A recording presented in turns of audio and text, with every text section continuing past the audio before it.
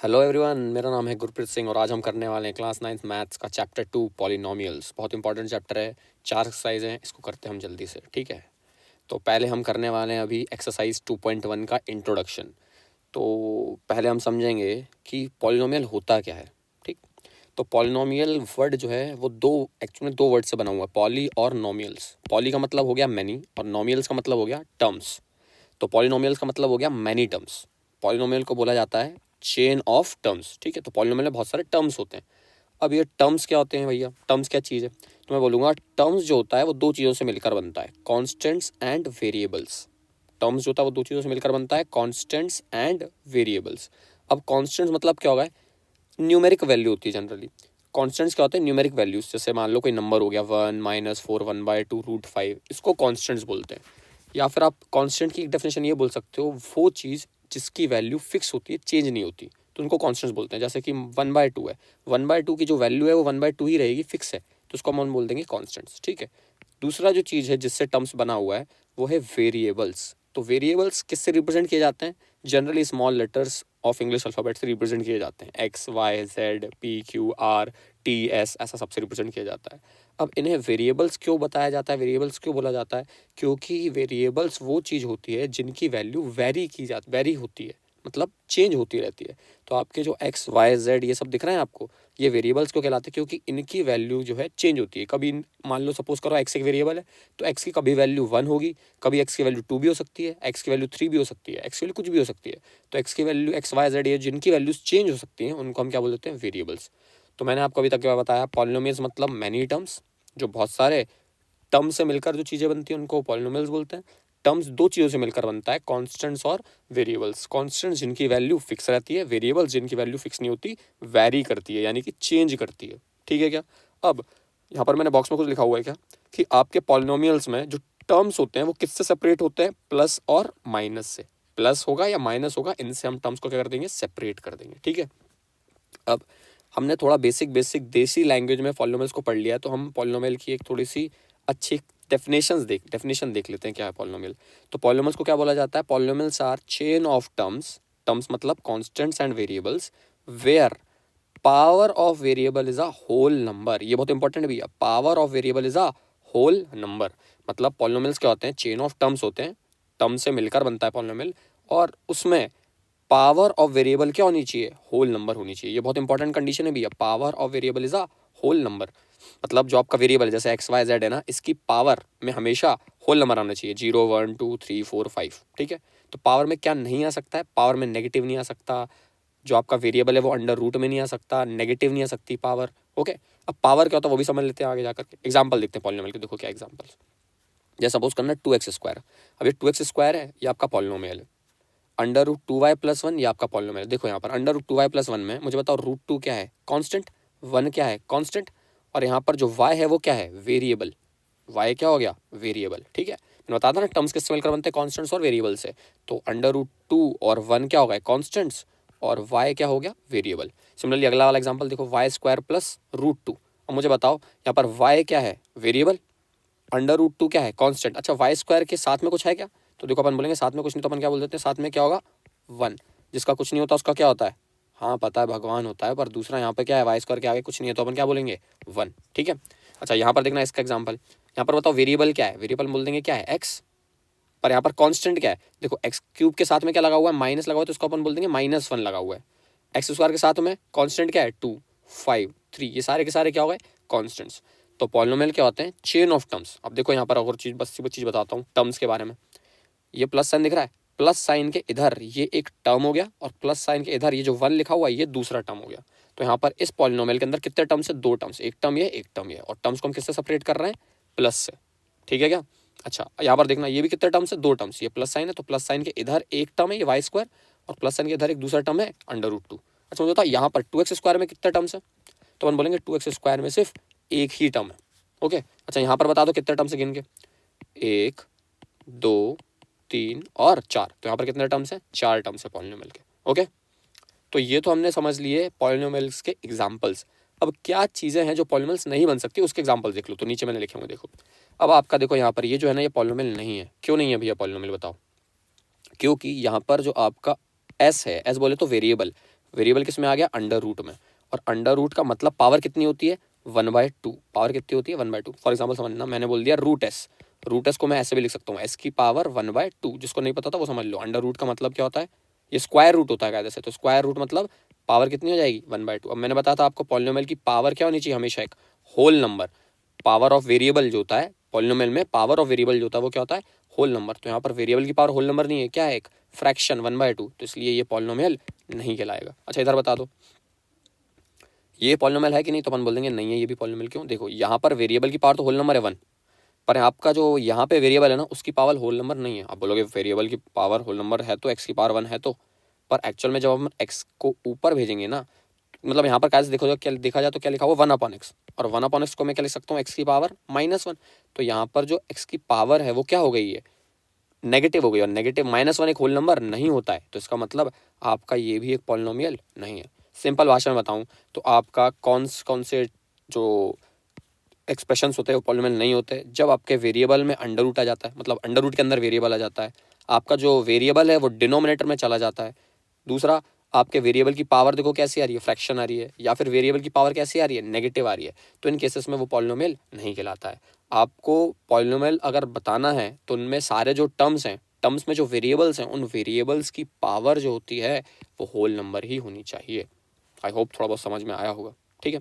अच्छा अगर ये समझ आया तो हम आगे टर्म देख लेते हैं, क्या है कोएफिशिएंट। अब कोएफिशिएंट्स क्या होता है, कोएफिशिएंट क्या होता है, constant along side with variables. Variables के साथ में जो कांस्टेंट लगा रहता है ना उसको कोएफिशिएंट बोलते हैं। जैसे देखना, ये आपका एक एग्जांपल लिया मैंने पॉलिनोमियल का। सबसे पहले देखो ये पॉलिनोमियल है भी कि नहीं, तो देखो है बिल्कुल। वेरिएबल क्या एक्स, इधर पावर क्या एक्स की 2, होल नंबर है 2, ठीक है। यहाँ पर वेरिएबल क्या एक्स, इसकी पावर कितनी है 1, हाँ होल नंबर है, सही है। अच्छा यहाँ पर 2 है, पर यहाँ पर इसके साथ में तो वेरिएबल ही नहीं है, तो देखो इसके साथ में वेरिएबल है पर आपको दिख नहीं रहा, पता है क्यों, मैं यहाँ पर जो वेरिएबल लिखा हुआ है ना वो क्या लिखा हुआ है, एक्स की पावर 0।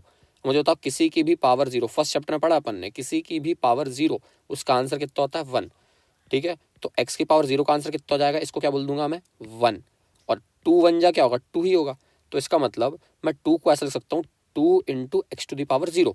तो आप कर देखो वेरिएबल क्या x और उसकी पावर क्या 0, 0 एक होल नंबर है ना, तो हम बोल सकते हैं कि यहाँ पर क्या हो रहा है, 2 भी क्या मतलब 2 भी किसके साथ लगा हुआ है, एक वेरिएबल के साथ लगा हुआ है पर जिसकी पावर क्या है 0 है, ठीक है। तो ऐसा लिख सकते हैं, मान के चलेंगे, अभी बताऊंगा कैसे। अब कोएफिशिएंट क्या होता है, वो कांस्टेंट जो वेरिएबल के साथ में लगा है।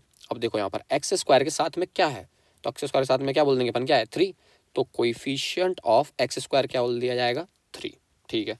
अच्छा एक्स के साथ में क्या लगा हुआ है, तो कुछ लोग बोलेंगे -5 लगा हुआ है, 7 तो नीचे, अरे नहीं भैया, एक्स के साथ में इस पूरे टर्म में, ये पूरा एक टर्म है, इस पूरे टर्म में एक्स के साथ में क्या लगा हुआ है -5/7, तो अपन बोल देंगे एक्स की पावर कुछ नहीं तो 1 बोल देंगे, तो एक्स की पावर 1 का कोएफिशिएंट क्या हो जाएगा -5/7। अच्छा तीसरी चीज देखना, coefficient of X to the power 0, X to the power 0 का मतलब क्या हो जाएगा, लास्ट वाला टर्म जो कांस्टेंट है जो अकेले रखा हुआ है वो अकेले नहीं है, एक्चुअल में क्या लिखा हुआ है वहाँ पे एक्स टू द पावर 0, तो एक्स टू द पावर 0 के साथ कौन रखा हुआ है भैया 2, तो अपन बोलते हैं एक्स टू द पावर 0 का कोएफिशिएंट क्या हो जाएगा 2।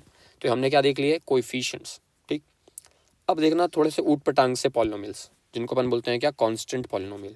अब कांस्टेंट पॉलिनोमियल मतलब वो पॉलिनोमियल्स जिसमें कोई भी वेरिएबल ही नहीं होता, ले कोई वेरिएबल नहीं है फिर भी वो पॉलिनोमियल है। कैसे, देखो जैसे मैंने बताया तुम्हें 2, अब जैसे फॉर एग्जांपल यहाँ लिख दिया मैंने 2, अब 2 एक पॉलिनोमियल है तो बोलूँगा हाँ बिल्कुल 2 एक पॉलिनोमियल है, क्यों, क्योंकि वो कांस्टेंट पॉलिनोमियल है, इसके बाजू में कोई वेरिएबल था ही नहीं, तो बोलेंगे वेरिएबल है और उसकी पावर क्या है 0, 0 भी तो होल नंबर में आता है, तो आपका ये 2 भी क्या हो गया कांस्टेंट पॉलिनोमियल जहाँ पर वेरिएबल जो है उसकी पावर क्या है 0 है, ठीक है। ऐसा -5 3/4 ये भी सारे क्या है कांस्टेंट पॉलिनोमियल्स होते हैं, 0 भी क्या है कांस्टेंट पॉलिनोमियल, पर 0 को स्पेशल नाम दिया गया कांस्टेंट पॉलिनोमियल के अंदर ही, जिसको क्या बोलेंगे अपन 0 पॉलिनोमियल, और बताऊंगा क्यों 0 को क्या बोला जाता है 0 पॉलिनोमियल, ठीक है।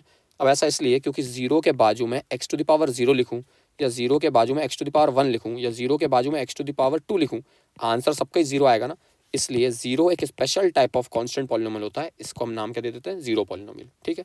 बाकी सारे जितने भी हैं उनको क्या बोल दिया जाता है नॉन जीरो कांस्टेंट पॉलिनोमियल, बाकी जितने भी कांस्टेंट पॉलिनोमियल उनको क्या नाम दिया जाता है नॉन जीरो कांस्टेंट पॉलिनोमियल, ठीक है क्या, ओके।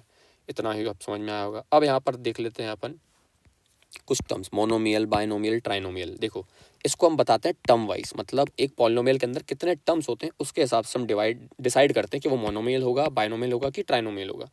फॉर एग्जांपल जैसे मान लो 2x, इसमें कितने टर्म्स हैं, एक ही टर्म है, ठीक है, तो अपन क्या बोल देंगे ये क्या है मोनोमियल। -4y एक ही टर्म है, ठीक है, -√2 x⁴ अपॉन 3 इसमें भी एक ही टर्म है, तो सारे के सारे क्या हो गए मोनोमियल। बायनोमियल के अंदर कितने टर्म्स होते हैं, 2 टर्म्स, ठीक है। अब देखो यहाँ पर 2 टर्म्स है ना, एक टर्म x² हो गया, एक टर्म 4x हो गया। टर्म्स को किससे अलग अलग किया जाता है, प्लस या माइनस से। तो देखो ये एक टर्म हो गया, ये दूसरा टर्म हो गया, तो इसके अंदर कितने टर्म्स है, 2 टर्म्स, तो इसको क्या बोल दिया जाएगा, बायनोमियल।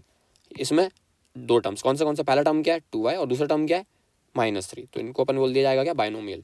इसमें भी 2 टर्म्स है, z/2 और 3/4 2 टर्म्स है, तो बायनोमियल। ट्राइनोमियल में कितने टर्म्स आएंगे, 3 टर्म्स, 1 2 और 3 टर्म्स, तो ये क्या हो गया, ट्राइनोमियल। -y³ 3y और -4 ये भी 3 टर्म है, तो इसलिए अपन क्या बोल देंगे इसको भी, ट्राइनोमियल। आई होप समझ में आ गया होगा, monomial 1 term, binomial 2 term, trinomial 3 terms, ठीक है। इसके बाद देख लेना क्या होता है भैया, इसके बाद हम पढ़ेंगे डिग्री। डिग्री का मतलब क्या होता है, देखो, highest power of variable in polynomial. Polynomial में वेरिएबल्स की जो हाईएस्ट पावर होती है उसी को हम बोल देते हैं डिग्री। वेरिएबल की हाईएस्ट पावर को ही क्या बोल देते हैं, डिग्री। अब पावर क्या होता है, देखो जो वेरिएबल है ना, वेरिएबल के ऊपर जो नंबर लिखा रहता है ना, इसको अपन पावर बोलते हैं। जैसे x के ऊपर 2 लिखा हुआ है, ये पावर है। इधर x की पावर कितनी है, 1, इधर कुछ नहीं है, तो हम बोल देते हैं x की पावर कितनी है, 0। तो इसको अपन क्या बोल देते हैं, जो वेरिएबल के ऊपर लगा रहता है ना, इसको अपन क्या बोल देते हैं, पावर्स, ठीक। तो मैं बोल रहा हूँ वेरिएबल की जो सबसे हाईएस्ट पावर होगी उसको डिग्री कंसीडर किया जाता है। देखो यहाँ पर वेरिएबल की, इधर वेरिएबल की पावर कितनी है 2, इधर वेरिएबल की पावर कितनी है 1, इधर वेरिएबल नहीं तो हम बोल देंगे वेरिएबल की पावर कितनी है 0। तो हाईएस्ट पावर कितनी है तीनों में से, तो अपन बोल देंगे कितनी हाईएस्ट पावर 2 है ना, तो इसलिए डिग्री कितनी हो जाएगी 2। ओके, अच्छा इधर देखो, इधर वेरिएबल की हाईएस्ट पावर बताओ कितनी होगी, इधर वेरिएबल की हाईएस्ट पावर, इधर एक्स की पावर कितनी है 3 और इधर एक्स की पावर कितनी है कुछ नहीं, तो क्या लिखेंगे 1। तो 1 और 3 में बड़ा कौन है, 3 बड़ा है, तो अपन बोल देंगे इस पॉलिनोमियल के अंदर वेरिएबल यानी एक्स की हाईएस्ट पावर 3 है, तो उसकी डिग्री कितनी हो जाएगी, 3 हो जाएगी, ठीक है। अब देखना यहाँ पर 2 मैंने लाल लेटर से चीज़ें लिखी हुई हैं, लाल कलर से लेटर से, है ना, लाल कलर से। तो degree of non zero constant polynomial कितनी होती है, 0। अच्छा ये नॉन जीरो कांस्टेंट पॉलिनोमियल कहीं सुना सुना सा लग रहा है, अरे अभी जस्ट पढ़ा था पर नॉन जीरो कांस्टेंट पॉलिनोमियल, ये रहा non zero constant polynomial. Constants होते हैं ना जो नॉन जीरो होते हैं, और उसको क्या बोलते हैं, जीरो पॉलिनोमियल। तो देखो यहाँ पर जो लाइन लिखी हुई है वो क्या लिखी हुई है, degree of non zero constant polynomial क्या होता है, 0 होता है, ठीक है। मतलब जो भी नॉन जीरो कांस्टेंट पॉलिनोमियल होगा, जैसे कि 2 -3 5 3/2, इन सब की जो डिग्री होती है वो कितनी होती है, 0, ठीक है। और डिग्री ऑफ जीरो पॉलिनोमियल कितनी होती है, नॉट डिफाइंड, मतलब वो डिफाइंड ही नहीं होती है। अब देखना इसको कैसे करता हूँ मैं, देखना मैंने आपको बोला कि आपके पास एक नॉन जीरो कांस्टेंट पॉलिनोमियल, उसका एग्जांपल दे देना जरा मुझे, -3 क्या है, एक नॉन जीरो, जीरो नहीं है और एक कांस्टेंट पॉलिनोमियल है, तो इसके बाजू में मैं क्या लिखूंगा, x⁻0, तभी जाके तो -3 आएगा। x⁻0 तो कितना होता है 1, किसी की भी पावर 0 हो जाए तो उसका आंसर कितना आता है, 1 आता है। तो -3 इंटू x⁻0 यानी -3 इंटू 1, तो उसका आंसर कितना आएगा, -3 आएगा। तो इसका मतलब मैं बोल सकता हूँ कि -3 नाम का जो पॉलिनोमियल है उसके बाजू में जो वेरिएबल है उसकी हाईएस्ट पावर कितनी है, 0। तो हम बोल देंगे जो नॉन जीरो कांस्टेंट पॉलिनोमियल होते हैं उनकी डिग्री कितनी होती है, 0 होती है। ओके, सही बात है। अच्छा, पर बात करें जीरो पॉलिनोमियल की, तो जीरो पॉलिनोमियल की डिग्री नॉट डिफाइंड हो जाती है। ये क्या, ऐसा कैसे हो रहा है, तो देखना, जीरो की बात कर लेते हैं, ये 0। अब 0 के बाजू में मैंने लिख दिया x⁻0, क्योंकि x⁻0 तो 1 होता है। अब 0 इंटू एनीथिंग क्या आंसर आ जाएगा, 0 ही आ जाएगा, ठीक है। पर अगर मैं बोलूँ 0 इंटू x⁻2, तब भी तो इसका आंसर 0 ही आएगा। अरे x⁻2 का कुछ भी आंसर आए, पर अगर हम क्या कर दें उसमें 0 का मल्टीप्लाई कर देंगे तो आंसर तो तब भी कितना आएगा, 0 ही आएगा ना। तो मैं बोल रहा हूँ 0 इंटू x⁻1 भी 0 आ रहा है, 0 इंटू x⁻2 भी 0 आ रहा है। तो ये जो जीरो पॉलिनोमियल है उसमें x की पावर इधर कितनी आ रही है, 1। जीरो पॉलिनोमियल है उसमें इधर x की पावर कितनी आ रही है, 2। अब मैं चाहूँ तो जीरो पॉलिनोमियल है उसमें इंटू कर देता हूँ x⁻5 का, तभी तो आंसर 0 ही आएगा। तो जीरो पॉलिनोमियल में इधर x की पावर कितनी आ रही है, 5। तो भैया कहीं पावर 1 आ रही है, कहीं हाईएस्ट पावर 2 आ रही है और कहीं हाईएस्ट पावर 5 आ रही है। तो हाईएस्ट पावर को एक बार डिग्री बोलते हैं, और जीरो पॉलिनोमियल में जो आपकी हाईएस्ट पावर है वो कंफर्म ही नहीं है, चेंज हो सकती है। अरे भाई इधर मैं 1 लिख रहा हूँ तो 1 की जगह 100 लिखूँ तब भी तो आंसर 0 ही आएगा। तो इसलिए जो जीरो पॉलिनोमियल होता है उसकी जो हाईएस्ट पावर यानी कि डिग्री डिफाइंड नहीं होती है। आई बात समझ, आई होप थोड़ी बहुत समझ आई होगी, ठीक है। आगे सुनना, इसके बाद आपने और पॉलिनोमियल को क्लासिफाई किया होगा कुछ कुछ टाइप्स में, लीनियर पॉलिनोमियल, क्वाड्रेटिक पॉलिनोमियल और क्यूबिक पॉलिनोमियल। कुछ नहीं है, अगर आपकी डिग्री 1 होती है तो उस पॉलिनोमियल को अपन बोल देते हैं लीनियर पॉलिनोमियल। अगर किसी पॉलिनोमियल की डिग्री 2 होती है, हाईएस्ट पावर 2 होती है, तो उसको बोल देते हैं क्वाड्रेटिक पॉलिनोमियल। और अगर किसी पॉलिनोमियल की हाईएस्ट पावर 3 होती है तो उसको बोल देते हैं अपन क्यूबिक पॉलिनोमियल। एग्जांपल देख लो जरा, डिग्री 1 यानी हाईएस्ट पावर 1 होनी चाहिए वेरिएबल की। तो देखो एक्स की पावर इधर कितनी है, 1, तो अपन क्या बोल देंगे, कौन सा पॉलिनोमियल, लीनियर पॉलिनोमियल है। -4/3y, इसको क्या बोल देंगे अपन, लीनियर पॉलिनोमियल, ठीक है। इसका थोड़ा सा मैं एग्जांपल चेंज कर देता हूँ, जरा देखना, या तुम कंफ्यूज हो जाओगे मोनोमियल बायनोमियल में। ये दोनों के दोनों मोनोमियल ही हैं, ठीक है, पर जरूरी नहीं मोनोमियल ही लीनियर पॉलिनोमियल होते हैं। जैसे फॉर एग्जांपल +5 ऐसा लिख दिया मैंने, तो यहाँ पे क्या हो जाएगा, ये क्या हो जाएगा, ये क्या है आपका बायनोमियल है, पर बायनोमियल मतलब 2 टर्म्स है इसमें, पर इसकी हाईएस्ट पावर कितनी है, वेरिएबल की हाईएस्ट पावर कितनी है, 1 है ना, इसलिए क्या हो जाएगा लीनियर पॉलिनोमियल। मतलब इसमें 2 टर्म्स है, तो बाइनोमियल पढ़ा ना अपन ने, मोनोमियल, बाइनोमियल, ट्राइनोमियल, टर्म्स के वाइज कितने टर्म्स होंगे। और इधर वेरिएबल की हाईएस्ट पावर कितनी है, 1 है, तो इसलिए अपन क्या बोल देंगे, ये लीनियर पॉलिनोमियल है, ठीक है। अच्छा, क्वाड्रेटिक पॉलिनोमियल मतलब हाई डिग्री कितनी होती है, 2, हाईएस्ट पावर कितनी रहेगी, 2। तो देखो यहाँ पर ये आपका पॉलिनोमियल हो गया जिसमें x की हाईएस्ट पावर कितनी है, 2, इधर x की पावर 2 इधर x की पावर 1 है, तो हाईएस्ट पावर कितनी है, 2 है, तो इसकी डिग्री कितनी हो गई, 2, तो इसलिए अपन क्या बोल देंगे, क्वाड्रेटिक पॉलिनोमियल है। क्यूबिक पॉलिनोमियल में क्या हो जाएगा, डिग्री कितनी हो जाएगी, 3। तो देखो ना यहाँ पर वेरिएबल की हाईएस्ट पावर कितनी है, 3 है, तो इसका मतलब ये क्या हो गया, एक क्यूबिक पॉलिनोमियल, ठीक है। आई होप तुम्हें सब समझ में आएगा। अब हम